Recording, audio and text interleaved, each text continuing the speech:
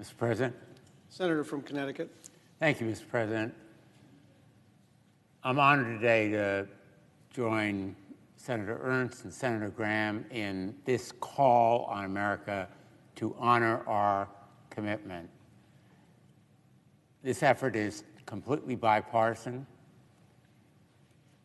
and it is about values and ideals that we share and that we should reemphasize at this time of year, at this moment in our history, at this challenging moment in world history.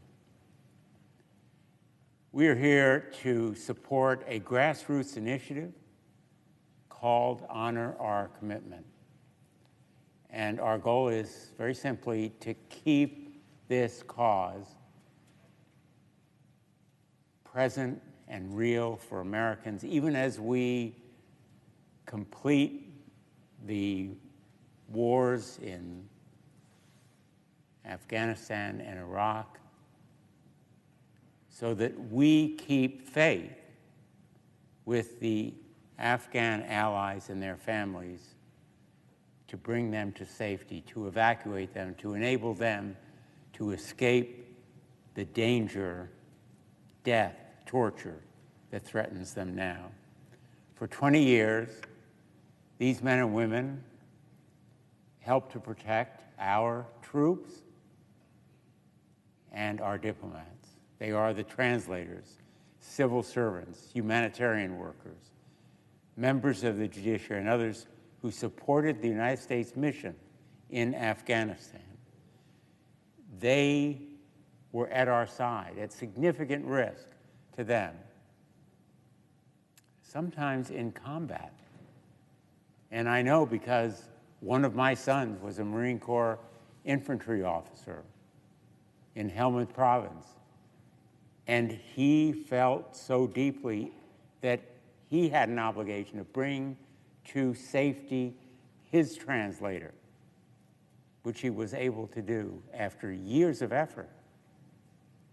And there are many other translators like him still in danger there who went into combat with our troops and helped to protect them. My other son is a Navy SEAL, was. He's out now. But he knows as well the importance of these people on the ground to protect them. And I fear for other parents in the future who will know their sons and daughters are in harm's way and who need those folks on the ground, the people who speak the language, who know the culture, who have friends in the community. How can we ask them to serve us when we are engaged in the same kind of conflict if we fail to honor our promises to these men and women in Afghanistan who now have targets on their back only because they helped us in moments of danger and crisis?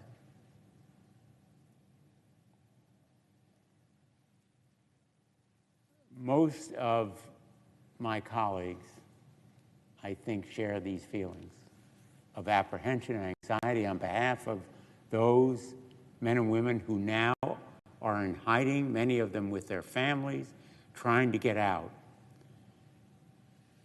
And I strongly believe that honoring our past commitments, keeping our promises as every great nation does, means establishing a clear, consistent, compassionate strategy for the evacuation and settlement of all of these individuals and their families.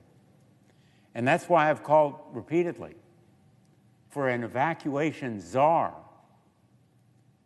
with clear presidential direction and authority to implement such a strategy and coordinate all of the numerous federal agencies with all of their individual responsibilities and authority to evacuate and resettle our at-risk Afghan allies and their families. Our at-risk Afghan allies deserve no less. That is what I have said to the President of the United States in a letter that I have written to him personally. That is the reason that I offered an amendment with Senator Graham and Senator Ernst, which unfortunately was not included in the final version of the National Defense Authorization Act. And that is why I enlisted colleagues to support it. And indeed, it has broad bipartisan, broad bicameral support to establish a strategy, very simply a strategy to support the mission of evacuating those at-risk Afghan allies. I'm saddened that the Congress has failed to require this basic planning and fulfill our moral obligation. That legislation directed the administration to develop a plan that would provide for initial expedited security screening and vetting, conducted remotely if necessary, to get our allies out of Afghanistan as quickly as possible. We need to encourage rapid departure by air charter and land passage because the United States has no presence diplomatically or militarily. Those charter flights, the on-land passage, are the only means of escape right now, and the situation of these at-risk Afghan allies and their families is increasingly dire and dangerous. There are numerous humanitarian flights independently organized and funded by nonprofit organizations to expedite the evacuation process in parallel to U.S. government efforts. We ought to encourage that assistance, not create bureaucratic hurdles to hobble these efforts. We need a strategy to have our government engage with relevant countries to facilitate transport to third countries, or lily pads as they're called, where more rigorous and thorough security screening and vetting can be completed before onward movement to the United States or other locations for resettlement. So I'm disappointed. In fact, I'm angry that this amendment was not included in the National Defense Authorization Act.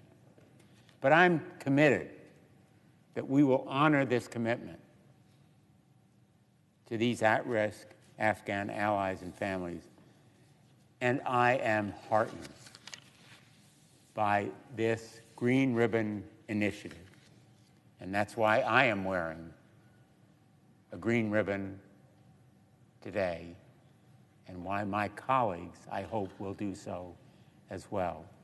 And why I thank my friend, Sid Goodfriend of Greenwich, Connecticut, for initiating this effort, and all of his support network. I want to close by thanking our veterans. I've been inspired over these last weeks and months by their determination to enable those Afghan allies who served them to escape the danger in Afghanistan. Their steadfast commitment is a part of the reason why I feel we need to honor our commitment.